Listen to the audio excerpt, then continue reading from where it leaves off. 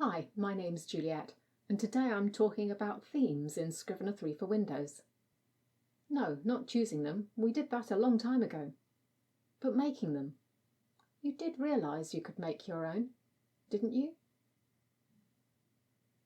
Let's say you've chosen this theme, which took me a long time to decide upon. One that I could live with and looked okay in video. No, I don't like typing in dark mode. I find the text glares. Which is actually a good example of what I'm talking about. Although text comes in many forms, and you'd have to adjust every one of them. Anyway, in this theme I discovered I could barely see the space markers when I put on Show Invisibles. This was not good.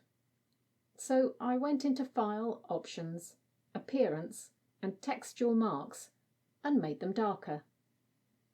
That's a very simple example, but most things in Scrivener 3 have an option for changing the colour.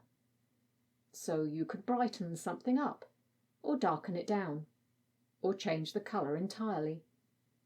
You are not necessarily stuck with what the template looks like. You can adjust things to make it more perfect for you. There is one thing you need to be careful about though. Using the default reset is probably not going to give you your template default. It will give you the Scrivener 3 default. So make sure you're sure about what you're changing before you do it, or you may have to reset the theme and start again. Now you can just do this, make all these changes and not worry about creating a theme. That's what I've done up until now. But what if you want to switch between themes for some reason and you want to know you can go back to exactly what you had before? Saving your settings as a theme is the answer.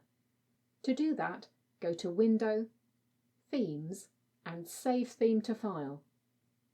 Choose where you want your theme to go. Then go to Window, Themes, Import Theme, and select your new theme. It will then appear in the list as a custom theme. So go and play with your theme and get it exactly how you want it, and save it for the future, so that you can select it again if that becomes necessary. Thanks for watching, and if you've subscribed, I'll see you again next time.